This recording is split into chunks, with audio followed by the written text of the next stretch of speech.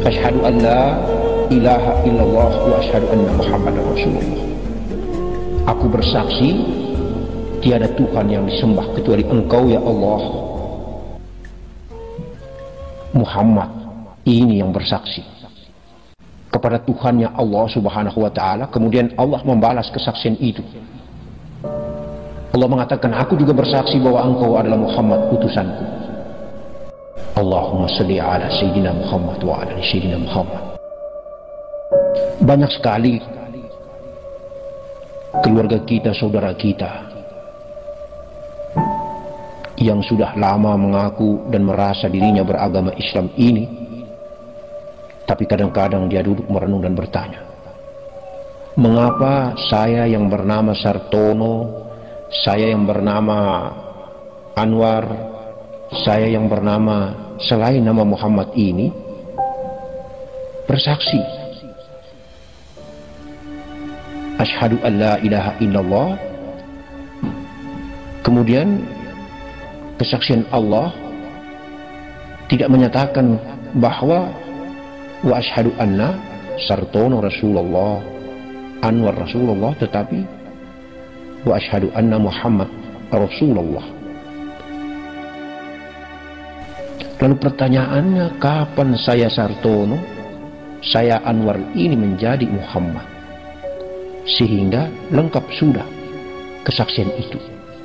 Saya adalah Muhammad Rasulullah, bersaksi kepada Allah Tuhanku, asyhadu an la ilaha illallah, dan sempurna Allah menjawab kesaksiannya, wa asyhadu anna Muhammad Rasulullah.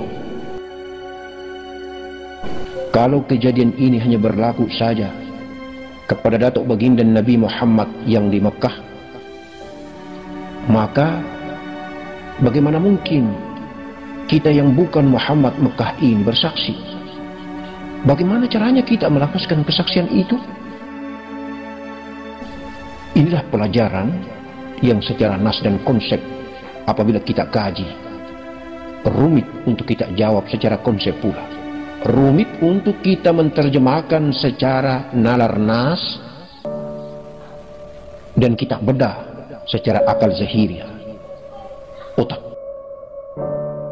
Tetapi apabila kita tenggelam, apabila kita belajar menyelami ilmu tasawuf, ilmu hakikat, ilmu yang berada di balik zahir ilmu,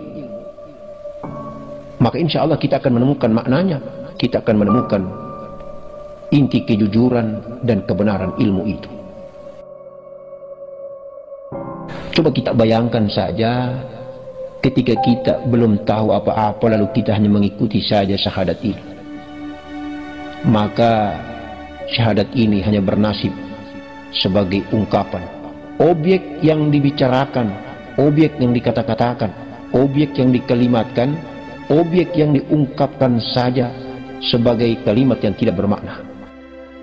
Apabila hamba Allah yang menyebut asyhadu an la ilaha illallah wa asyhadu anna Muhammadar Rasulullah tidak pernah tahu akan ilmu makna yang terkandung di balik kalimat dan kata-kata ini, maka zahirnya juga yang bersyahadat, zahirnya juga yang bersyahadat, zahirnya juga yang bersyahadat Allah, zahirnya juga yang bersyahadat Rasulullah, zahirnya juga yang berlaku sebagai Muhammad, zahirnya juga yang berlaku sebagai Allah. Lalu pertanyaannya, apakah sah syahadat itu? Kalau dijawab dan dipandang dengan kacamata hakiki, maka tidak akan sah. Bagaimana mungkin sah? Sedangkan Sartono bukan Muhammad, Anwar bukan Muhammad. Lalu Sartono secara zahir menjawab dirinya Muhammad, dirinya juga Allah. Sementara dia sendiri tidak tahu kapan dia diangkat menjadi Muhammad, kapan juga dia diangkat menjadi Allah. Untuk mensyahkan dia menjadi Muhammad, untuk mensyahkan dia menjadi Allah, subhanallah. Sebuah perjalanan yang panjang, yang harus dilakoni, dialami dan dirasakan. Inilah makna syahadat yang sederhana diucapkan, tetapi sangat dalam maknanya. Kapan Sartono ini bisa membuktikan bahwa dirinya diakui oleh zat yang mulia sebagai Muhammad, utusan di muka bumi? utusan di jasad zahiriyah ini, utusan untuk mengafalkan sifat-sifat Allah di alam maya pada ini. Dan kapan dirinya yang sudah disahkan oleh Allah sebagai Muhammad itu mendengar dan membuktikan langsung, melakoni, mengalami dan merasakan langsung tentang kesaksian yang diberikan Allah atasnya dan kesaksiannya terhadap Allah. Maka Sartono ini minimal harus mencari jalan. Bagaimana jalan itu? Jalan mengenal dirinya, mengenal asal usul dirinya, bertanya-tanya dari mana asal dirinya. Apabila dia sudah tahu alamat asal dirinya, maka dia akan tahu kesaksian itu. Di mana tempatnya dia bersaksi, kapan dia bersaksi, dan insya Allah dia akan puas. Itulah syariat, tarikat, hakikat, ma'rifat. Itulah zahir yang belum kenal, lalu mau mengenal, berjalan namanya tarikat, sampai ke negeri hakikat. Dia tahu tempat alamat asal usul itu. Dia bertemu lalu bersyahadat dengan pemilik kampung hakikat. Itulah Allah Subhanahu wa ta'ala. Itulah perjalanan mujahadah, itulah perjalanan musyahadah. Itulah proses pendekatan diri terhadap diri, sehingga bisa bertemu dengan pemilik diri. Itulah Allah Subhanahu wa ta'ala. Kalau sudah bertemu dengan pemilik diri, maka pulang dari kampung negeri pemilik diri hakikat ini, secara syariat kita sudah bisa mengamalkan dengan istiqomah, dengan puas dan nikmat dan lega, mengamalkan perintah Allah, menjauh segala larangan. Inna khalaqtul jin wal ins illa liya'bud, kata Allah. Tidak aku ciptakan jin dan manusia kecuali beribadah kepadaku. Maka ketika kita beribadah, kita melaksanakan syahadat, mengamalkan syahadat, puaslah kita. Pada saat zahir mengenal dirinya, maka batang tubuh bersyahadat asyhadu an la ilaha illallah.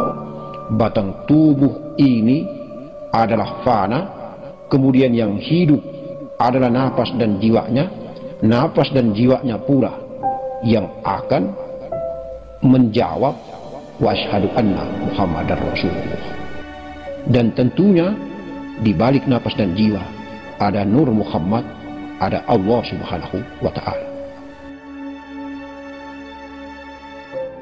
Di mana suara itu muncul menjawab wa asyhadu anna Muhammadar Rasulullah, bersumber daripada hakiki yang paling mendasar, aku Allah. Muncul suara itu tembus ke alam sir, tembus ke rahasia, tembus ke sagofa, tembus ke fuadi, tembus ke kolbi. Maka berdegup dengar jantung itu berdetak, hingga Allah mengangkat hijab di balik jantung. Terdengarlah suara yang melantang, wa asyhadu anna Muhammadar Rasulullah, kata Allah. Suara yang berada di balik khazanah rahasia, di atas rahasia itu. Maka jangankan napas dan jiwa, justru batang tubuh pun secara zahir ikut mendengarkan suara itu. Suara yang berada di balik mahligai dada, mahligai terindah yang diciptakan Allah Subhanahu wa ta'ala. Maka batang tubuh ketika zakarnya mengucapkan asyhadu an la ilaha illallah, jawab dengan suara yang sangat halus dan merdu, indah, nikmat, membahanah, menggelora ke seluruh rongga dada. Itulah kenikmatan terindah suara Allah Subhanahu wa ta'ala. Apa tandanya? Tandanya ketika suara itu menggelora, kenikmatan itu membahana, menghinggapi sirnya, menghinggapi fuadinya, menghinggapi sagofahnya, menghinggapi kolbunya, menghinggapi jantungnya, hingga sampai ke batang tubuh. Darah, daging, tulang, kulit terasa merinding, urat dan bulu ini nikmat tiada tara. Itulah menunjukkan bahwa Allah telah meliputi, memeluk, mengunjungi semua area hamba zahirnya yang dia ciptakan. Sehingga hamba zahirnya ini hendaknya langsung bersujud, menjalankan perintah dan menjauhi larangannya. langsung bersujud, taat, tawaduk, dan selalu mengikuti perjalanan kejujuran, perkataan nurani yang paling dalam, cahaya yang paling dalam yang berada di balik sir dan rahasia. Itulah suara innani anallah, innani anal haq. Aku Allah, aku Allah. Aku Allah ini akan membahana dan menggargara suara hingga melenyap melulantahkan aku hamba yang berada di balik zahir ciptaannya, yang berada di balik nur sifatnya, yang berada di balik jiwa nafasnya, yang berada di balik darah, daging, tulang, kulit, urat dan bulu, jantung, ampun, limpa, hati dan paru-paru, yang berada di balik batang tubuh yang hina dina ini.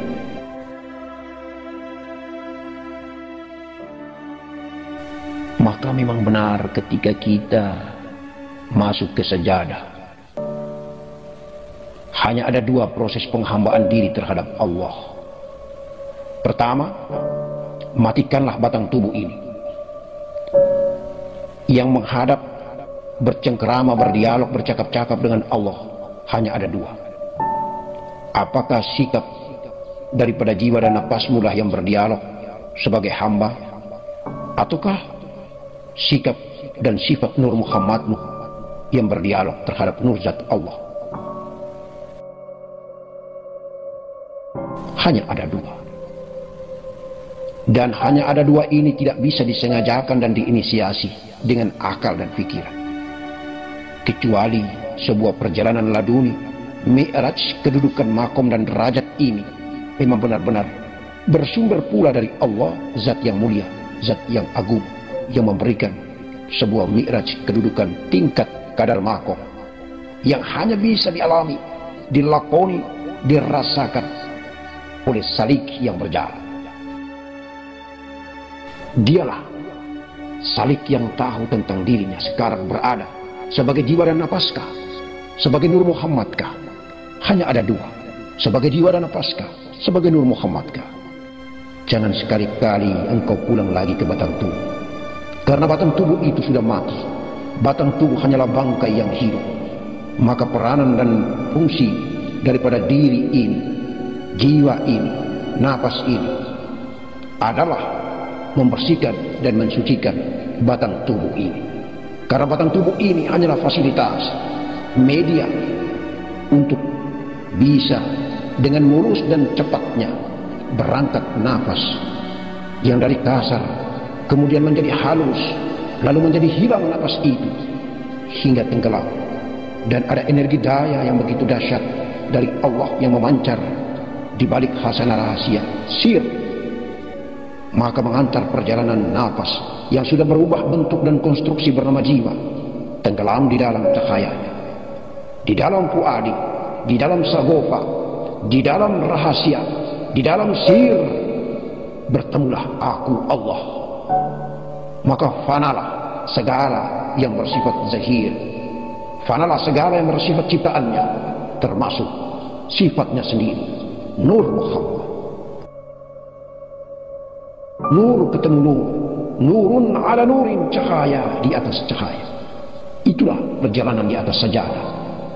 Kita bertakbir, maka kita lenyap dunia segala isinya. Di mana Allah, di mana kita. Unsur tahbiratul ula adalah mukadimah.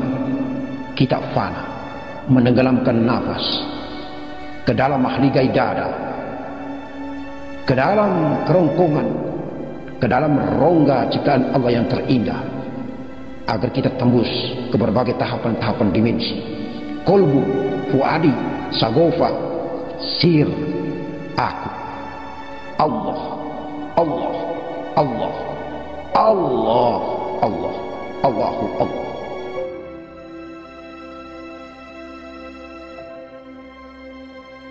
Maka janganlah menganggap remeh dengan perjalanan nafas. Inilah kisah kematian yang Allah selalu membimbing dan menuntun kita pada saat kita di atas kasur pembaringan kematian. Dan ketika kita masih hidup, Allah selalu mengajak kita berlatih untuk bertemu dengannya pada saat kita tidur. Tapi kita lupa, karena kelalaian kita, karena kelelahan kita, karena kecapaian kita pada saat kita bekerja dunia di siang hari, karena aktivitas kesibukan dunia ini membuat kita tidur. Kita lupa bahwa itu adalah awal daripada kematian, bahwa tidur itu adalah latihan mutu qabla an tamutu. Maka tidur yang paling indah adalah tidur tatkala beribadah kepada Allah, sebagaimana tuntunan baginda Nabi Muhammad sallallahu alaihi wasallam. Tidur kita tidak merasakan adanya rasa, dan tidur pula kita akan merasakan adanya rasa, sama seperti kita tidur dikala kita bertakbir. Bertakbir merasakan adanya rasa. Ketika kita tenggelamkan dan isbatkan maka insya Allah sebuah perjalanan nafas yang indah, halus dan halus. Rabania 9999 roh Rabania akan tersedot tenggelam masuk ke dalam satu inti Rabania ilahiyah Allah Uzza. Hilang semua yang banyak, yang ada cuma satu, ahdatul wujud Allah Subhanahu.